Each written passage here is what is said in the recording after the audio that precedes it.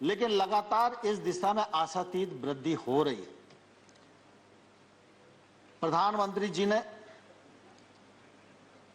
लोगों को आह्वान किया, सरकारों को निर्देश दिया कि भाई एक कालखंड था जब हमारे पास खाद्यान्न का अभाव था, तब सरकारों ने विचार उत्पादन केंद्रित किया, लेकिन आज हम खाद्यान्न में आत्मनिर्भर हैं, तो हमको किसान के बारे में अगर विचार करना है तो आय केंद्रित विचार करना चाहिए। और इसलिए किसान की आमदनी दोगुनी हो तो उसमें पीएम किसान योजना के माध्यम से 6,000 रुपए का कंट्रीब्यूशन सरकार ने भी दिया। और आज हम ये कह सकते हैं कि 10,75,00,000 किसानों को 1,15,000 करोड़ रुपया डीबीटी के माध्यम से उनके अकाउंट में भेजने का काम किया है। लेकिन साथ ही साथ जब किसान की आमदनी दोगुनी करना है तो एक तरफ से काम करेंगे तो नहीं चलेगा। किसान की उत्पादन भी बढ़ना चाहिए, उत्पादकता बढ़ना चाहिए, उत्पादकता के लिए टेक्नोलॉजी का उपयोग होना चाहिए, सिंचाई के साधन बढ़ने चाहिए, लोगों को सूक्ष्म सिंचाई की ओर जाना चाहिए, फर्टिलाइजर की बीज की उपलब्धता समय पर होनी चाहिए। जी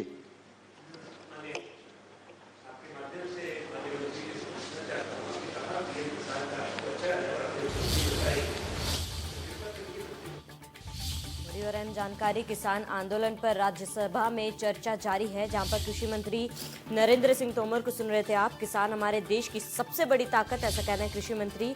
हमारी सरकार में ग्रामीणों को मालिकाना हक मिला है।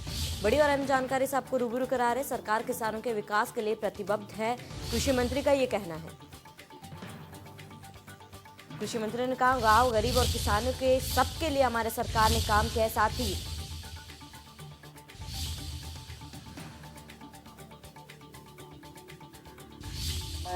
एक अनुमान लगाया है क्या कि देश में 14.5 करोड़ किसान होंगे, तो 14.5 करोड़ किसानों के हिसाब से 75,000 करोड़ रुपए का प्रावधान किया गया था। अभी लगातार कोशिश करने के बाद भी 10 करोड़ 75 लाख किसान ही रजिस्टर्ड हो पाए। केंद्र सरकार लगातार इस बात की कोशिश में लगी हुई है कि जो बचे हुए लोग हैं वो भी रजिस्टर्ड हो जाएं। अभी पश्चिम बंगाल जैसे राज्य है, उन्हें अभी ज्वाइन नहीं किया था, वो आ जाएंगे तो 70 लाख उनके ही हो जाएंगे। तो चूंकि आज की जो परिस्थिति है, उस परिस्थिति में हमारा काम इसमें चल रहा था 65,000 करोड़ रुपए में। और इस समय जो आप तो वर्षों मंत्री रहे हैं, तो आपको मालूम है कि जो बजट की व्यवस्था थी तो थोड़ी उसमें दिक्कत भी थी, तो इसलिए वहां 75 हटा के 10,000 कम किया है। लेकिन जिस प्रकार से आप देखते हैं कि हम मनरेगा में बजट 38,000 करोड़ का होता है, खर्च 49,000 करोड़ का होता है, तो अगले बार फिर 49 हो जाता है, फिर अगले बार जो खर्चा 59,000 करोड़ हो जाता है। इसी प्रकार से आज भी अगर हम देखेंगे 61 की जगह 1,11,000 करोड़ किया। जैसे रजिस्ट्रेशन बढ़ेगा, मैं आपके माध्यम से सदन को भी और किसानों को भी आश्वस्त करना चाहता हूं कि प्रधानमंत्री किसान सम्मान निधि योजना में पैसे की कोई कमी नहीं आने दी जाएगी। आप बिल्कुल बेफिक्र रहें। मंत्री महोदय, आपको कंक्लूड करने की ओर जाना पड़ेगा। जी ठीक है।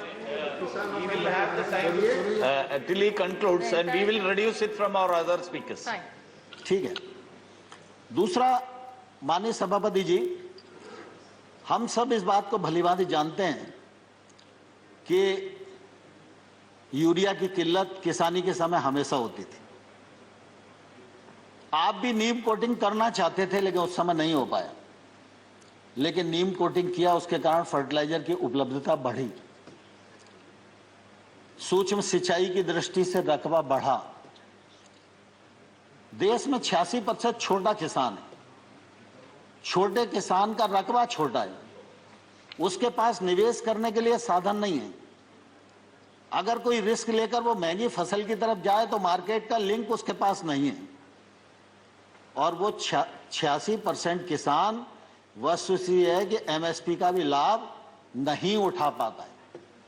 और इसलिए सरकार ने ये कोशिश की कि हम 10,000 नए एफपीओ बनाएंगे और 10,000 नए एफपीओ को हम 6,850 करोड़ रुपया खर्च करेंगे। 5 साल में उनको स्ट्रेंथन करेंगे। छोटे छोटे किसान 300 की 500 की संख्या में मिलकर एक एफपीओ के साथ जुड़ें तो उनका रकबा भी बढ़ेगा, उनका उत्पादन भी बढ़ेगा, वो टेक्नोलॉजी से भी जुड़ सकेंगे और उनके उत्पादन का वॉल्यूम भी ज्यादा होगा तो वो अपने उत्पादन का वाजिब मूल्य के लिए बार्गेनिंग भी कर सकेंगे। इसलिए एफपीओ का एक बड़ा संसार खड़ा करने का काम इस देश में हम लोग कृषि के क्षेत्र में आरंभ कर रहे हैं। आप सबने यह भी ध्यान दिया होगा कि एक तरफ किसान को एमएसपी लागत पर 50% मुनाफा जोड़ के दिया जाना शुरू हुआ है, वहीं दूसरी तरफ अगर देखेंगे तो 1 लाख करोड़ रुपए का इंफ्रास्ट्रक्चर फंड भी खेती के क्षेत्र में आत्मनिर्भर पैकेज के अंतर्गत दिया गया। सिर्फ खेती के लिए नहीं, फिशरीज के लिए 20,000 करोड़ रुपया, एनिमल हस्बेंड्री के लिए 15,000 करोड़ रुपया, हर्बल खेती के लिए 4,000 करोड़ रुपया, फूड प्रोसेसिंग के लिए 10,000 करोड़ रुपया। ऐसे ये कोशिश की गई है कि खेती में जो निवेश की जरूरत है वह निवेश खेती तक पहुंचे। हम सब गांव के रहने वाले लोग हैं। आज वेयर हाउस या कोल्ड स्टोरेज कोई भी संरचना दिखाई देती है तो वो जिला स्थान या बड़ी मंडी के आसपास दिखाई देती है। कोई भी 80 किलोमीटर दूर रहने वाला किसान अपने उत्पादन को 80 किलोमीटर लेकर आके वेयर हाउस में रखे और 2 महीने तक वो फसल को रोके, ये उसकी हैसियत नहीं है। ये जितनी भी संरचनाएं बनी है, इन संरचनाओं का उपयोग किसानों के लिए नहीं हो पाता क्योंकि लगभग ये संरचनाएं व्यापारियों के लिए है या सरकारी गोदाम। किसान वेयर हाउस का उपयोग कर सके, किसान कोल्ड स्टोरेज का उपयोग कर सके, इस दृष्टि से ये इंफ्रास्ट्रक्चर नीचे तक पहुंचे और इस गैप को भरा जा सके और इसके माध्यम से सरकार पूरी कोशिश कर रही है कि किसानों के जीवन में बहुत अच्छा बदलाव आए।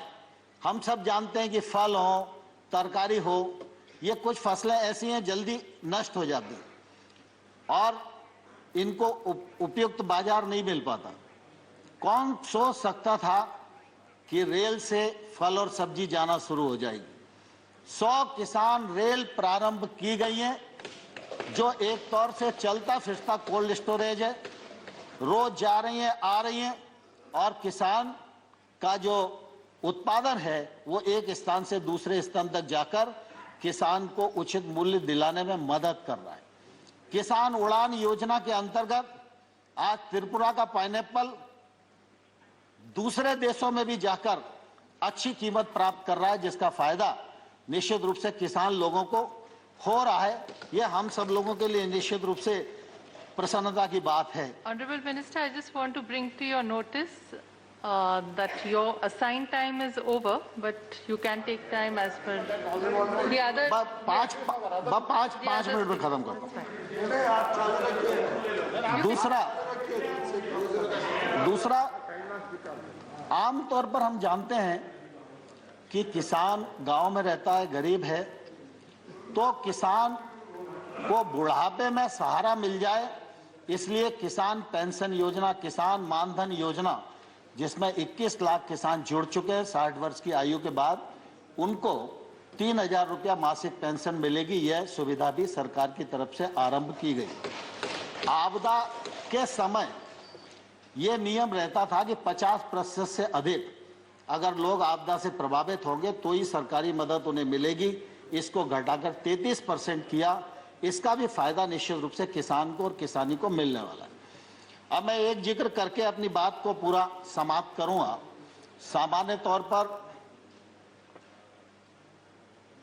3 कृषि सुधार कानूनों की बात इस समय ज्वलंत मुद्दा है, लेकिन मैं धन्यवाद देना चाहूंगा प्रतिपक्ष के सभी मेंबर्स को भी उन सब ने किसान आंदोलन पर भी चिंता की। किसान आंदोलन के लिए जो सरकार को कोसना आवश्यक था उसमें भी कोई कंजूसी नहीं की। और कानूनों को काले कानून भी जोर देकर कहा। लेकिन मैं आजाद साहब और आने भाई आपको बताना चाहता हूं कि मैं किसान यूनियन से भी 2 महीने तक यही पूछता रहा कि कानून में काला क्या है, एक मुझे बताओ तो मैं उसको ठीक करने की कोशिश करूं। लेकिन मुझे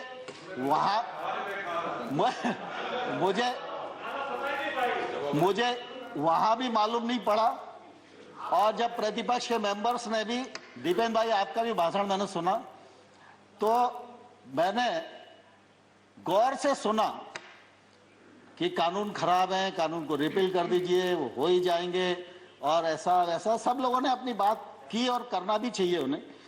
लेकिन कानून के प्रावधान को यह किसान के प्रतिकूल है, यह कम से कम किसी ने बताने की कोशिश नहीं की। मैं सर आपके सामने ही बैठा हुआ था। दूसरा, मैं सभापति महोदय आपके माध्यम से आग्रह करना चाहता हूं कि हम लोगों ने ट्रेड एक्ट बनाया। ट्रेड एक्ट में यह प्रावधान किया कि एपीएमसी के बाहर जो एरिया होगा वो ट्रेड एरिया होगा। वो किसान का घर भी हो सकता है, वो किसान का वेयर हाउस भी हो सकता है, उसका खेत भी हो सकता है। कोई भी व्यक्ति किसी भी स्थान के लिए किसी भी कीमत पर किसान वहां से अपने उत्पादन को बेच सकने के लिए स्वतंत्र है। ये हमारा एक्ट इजाजत देता है। एपीएमसी के बाहर अगर कोई ट्रेड होगा तो उस पर किसी भी प्रकार का ना तो राज्य का टैक्स लगेगा ना केंद्र का टैक्स लगेगा। अब एपीएमसी के भीतर राज्य सरकार का टैक्स है, एपीएमसी के बाहर केंद्र सरकार का एक्ट है। केंद्र सरकार का एक्ट टैक्स को खत्म करता है और राज्य सरकार का जो एक्ट है वो टैक्स देने के लिए बाध्य करता है।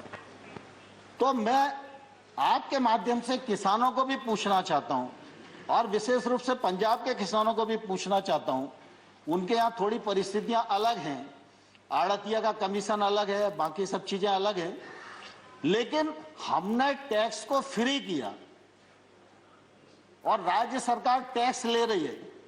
तो जो टैक्स ले रहा है और लगा रहा है और बढ़ा रहा है, आंदोलन उसके खिलाफ होना चाहिए या जो टैक्स फ्री कर रहा है उसके खिलाफ होना चाहिए। लेकिन अब देश में उल्टी गंगा बह रही है।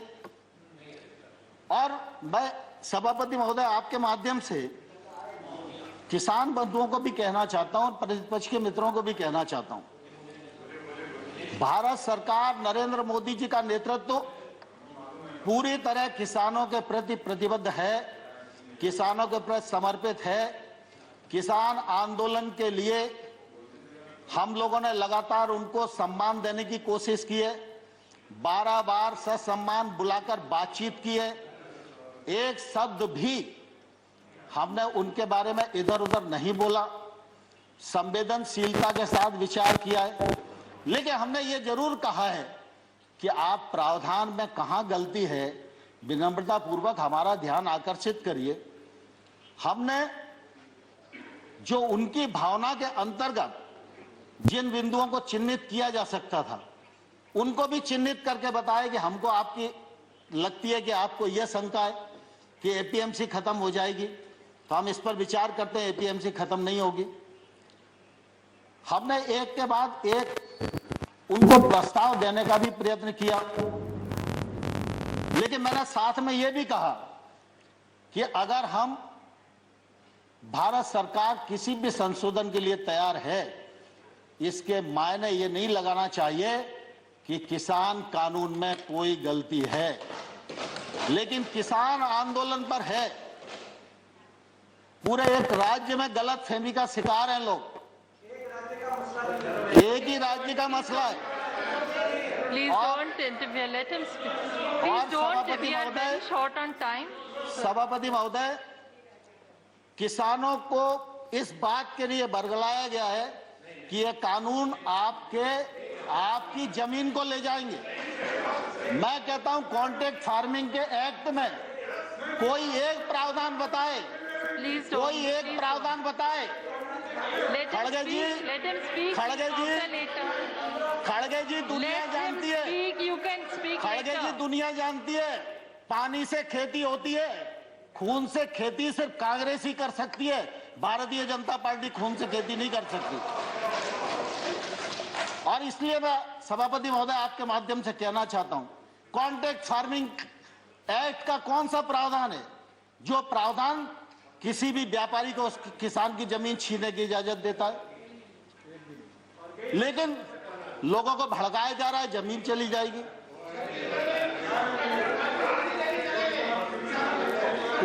No, please, no comments from either side. No comments, please. Let the honorable minister speak. जहां पर भी एक्ट में अगर कॉन्ट्रैक्ट फार्मिंग का प्रावधान किया है, कॉन्ट्रैक्ट मूल्य का प्रावधान किया है, कॉन्ट्रैक्ट मूल्य से फसल का मूल्य बढ़ेगा सीजन पर तो उसका बोनस के रूप में हिस्सा किसान को मिलेगा, ये प्रावधान किया गया है। और किसान इस एक्ट से कभी भी बाहर हो सकता है, व्यापारी कभी भी बिना पैसे दिए इस एक्ट से बाहर नहीं हो सकता। और मैं सभापति महोदय आपके माध्यम से कहना चाहता हूं, पंजाब सरकार का कॉन्ट्रैक्ट फार्मिंग एक्ट उठाइए, हरियाणा सरकार का कॉन्ट्रैक्ट फार्मिंग एक्ट उठाइए। और वो तो हुड्डा जी के समय ही पारित हुआ था, और आज अरे प्लीज,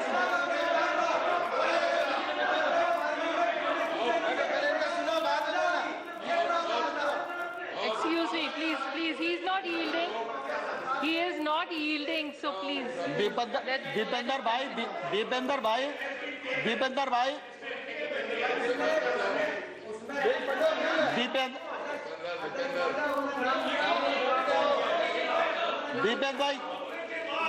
भाई प्लीज, अरे मुझे स्पष्ट तो करने दीजिए। You still have a member, you can speak, you can reply later. नहीं, आपका नहीं लिया मैंने। माननीय सभापति महोदय, मैं स्पष्ट करना चाहता हूं कि इन राज्यों के अभी लगभग 20-22 राज्य ऐसे हैं जिसमें कॉन्ट्रैक्ट फार्मिंग ने के लिए नया एक्ट बनाया है या उन्होंने एपीएमसी में शामिल किया है। नहीं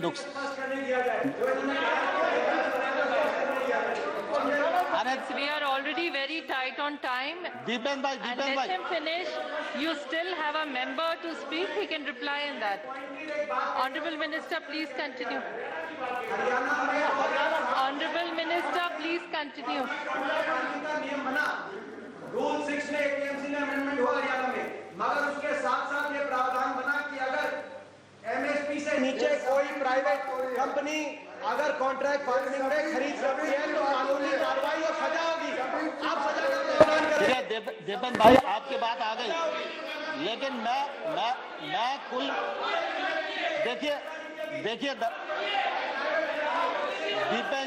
दीपेंद्र जी सवाल इसका नहीं है कि उस एक्ट में क्या लिखा है, सवाल इसका है कि कॉन्ट्रैक्ट फार्मिंग एक्ट है या नहीं है, और कॉन्ट्रैक्ट फार्मिंग एक्ट कब बना, और उस कॉन्ट्रैक्ट फार्मिंग एक्ट में अगर किसान गलती करेगा तो किसान को जेल जाना पड़ेगा, ये प्रावधान पंजाब के एक्ट में है, और ये पंजाब सरकार के एक्ट में है।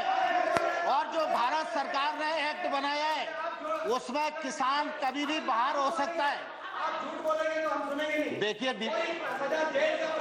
Honorable member.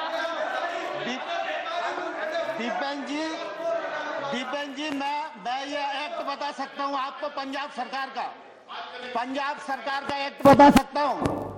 पंजाब सरकार के एक्ट में किसान को जेल जाने का प्रावधान है, और अगर वो नहीं देगा तो 5 लाख रुपए तक का जुर्माना का भी प्रावधान है। लेकिन भारत सरकार का एक्ट, हरियाणा की बात कर रहे हैं कि किसी और एक्ट की बात कर रहे हैं? नहीं, मैं पंजाब की बात कर रहा हूँ। हाँ, कॉन्ट्रैक्ट फार्मिंग मैंने कहा पंजाब, सॉरी, आप पंजाब की बात कर रहे हैं, हरियाणा की बात कर रहे हैं, तो ये कंफ्यूज होकर बोल रहे हैं।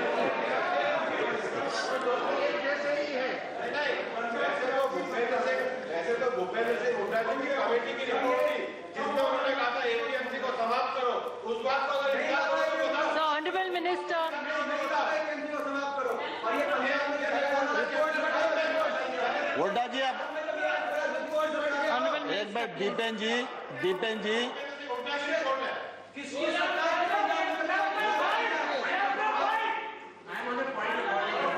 Yes, yes, sir. To be made to a person Or state. or a state. Under which And the individual rule? person Under which rule is are not you present putting up here. the point of order? And about a report, Sarbaji, under which which is neither an official report nor a government report. So those under which references must- rule, Sharmaji, are you making the point of order? Deependra ji Isn't given the Deepen ji rule. Please Deepen ji please Honorable Minister, please say, let him speak. देखिए ये Honorable Contract member, Farming Act honorable member. और ये trade act ये सब हुड्डा जी की recommendation के कारण आए। कान खोलकर सुन लो, ये हुड्डा कमेटी की रिपोर्ट के कारण आए। और अब जब दोबारा से कृषि पर बहस हो, जब कृषि पर बहस हो तब आप पढ़ के आना और बहस करना, मैं जवाब Under दूंगा which आपको। rule, sir? Bhupendra Yadav ji has a point of order. Please say under Bhupendra which ji. rule and Madam, माननीय सभापति महोदय, Bhupendra Rule Yadav ji. 238, Rule 9, shall not obstruct proceeding, his or interrupt and avoid making running commentaries with speeches are being made in the council. उनको जरा restrict करिए. Hey, honorable members, please realize we are very short on time. And नहीं, let the सभापति महोदय, honorable बस मैं minister 2 minute finish में his समाप्त speech. कर रहा हूँ। You still have one member who can speak, so they can respond to what honorable minister is saying. So माननीय honorable सभापति minister, ji, please don't give a माननीय chance and सभापति जी, complete it. मैं आपके माध्यम से सदन को बताना चाहता हूं, खरीद में ट्रांसपेरेंसी आए, ई ट्रांजैक्शन बढ़े, किसान को वाजिब दाम मिले, इलेक्ट्रॉनिक ट्रेड बढ़े, इसके लिए 1000 मंडियों को ईनाम मंडी के रूप में परिवर्तित किया और 1000 और अब कर देंगे, बजट में प्रावधान हो गया। इसी प्रकार से लगातार हमने कोशिश की है कि कृषक की आमदनी दोगुनी हो और किसानी का योगदान देश के जीडीपी में तीव्र गति से बढ़े। ये जो कृषि सुधार बिल हैं, ये बिल भी इसी दिशा में एक महत्वपूर्ण कदम है। मैं आपके माध्यम से सारे सदन को भी और सारे किसान भाइयों को भी ये कहना चाहता हूं कि प्रधानमंत्री नरेंद्र मोदी जी किसानों के लिए समर्पित हैं और रहेंगे। नरेंद्र मोदी जी ने कृषि सुधार बिल जो लेकर आए हैं, वो किसान के जीवन में क्रांतिकारी परिवर्तन लाने वाले हैं, किसान की आमदनी बढ़ाने वाले हैं और देश आगे बढ़े, गांव आगे बढ़े, किसान आगे बढ़े और देश का इकबाल पूरी दुनिया में बुलंद हो, इस उद्देश्य के साथ मोदी सरकार इस देश में काम कर रही है। माननीय सभापति महोदय, बहुत बहुत धन्यवाद। धन्यवाद तोमर जी। इसके बाद Shri Akhilesh Prasad ji. Akhilesh, please sir, please, you have one more member, he can respond. No, please. Sir, you're very senior, we are very short on time. Okay, sir, thank you. No, sir, please. Akhilesh Prasad ji, please start.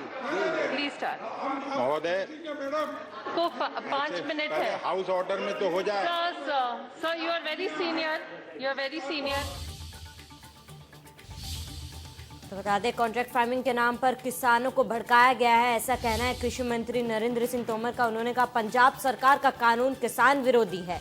Rajya Sabha में किसान आंदोलन को लेकर चर्चा जारी है, जहां पर कॉन्ट्रैक्ट फार्मिंग के नाम पर किसानों को भड़काया जा रहा है। कृषि मंत्री ने कहा कॉन्ट्रैक्ट फार्मिंग के नाम पर किसान को भड़काया जा रहा है। इसके साथ ही पंजाब कानून के हिसाब से किसानों को जेल भी भेजा जा सकता है। आपको बता दें कि राज्यसभा में किसान आंदोलन को लेकर चर्चा है, जहां पर कृषि मंत्री नरेंद्र सिंह तोमर को सुन रहे थे आप, जहां पर उन्होंने सरकार की तमाम योजनाओं को जो किसानों के लिए बनाया गया है उसको गिनाया, उसके साथ ही उनके फायदे भी बताए। इस बीच कृषि मंत्री ने यह भी कहा कि पंजाब सरकार का जो कानून है वो किसान विरोधी है, किसानों को भड़काया जा रहा है, बरगलाया जा रहा है। इसके साथ ही कृषि मंत्री ने कहा कि कृषि कानून में काला क्या है, ये सवाल उन्होंने विपक्ष के साथ साथ किसान यूनियन को भी पूछा, लेकिन ना उन्हें इसका जवाब किसान की यूनियन से मिला और ना ही विपक्ष से। कृषि मंत्री ने कहा कि केंद्र सरकार ने तो टैक्स हटाया है, लेकिन राज्य सरकार ने टैक्स लगाया है, तो गलत कौन है, जिसने टैक्स हटाया या फिर जिसने टैक्स लगाया। इसके साथ ही कृषि मंत्री ने अपने जवाब में ये भी कहा कि सरकार गांव, गरीब और किसानों के लिए हमेशा से प्रतिबद्ध है। किसान देश की सबसे बड़ी ताकत है।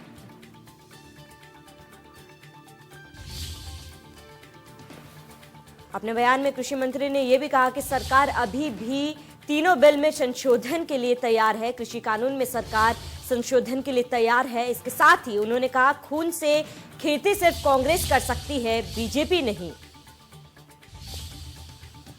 तो राज्यसभा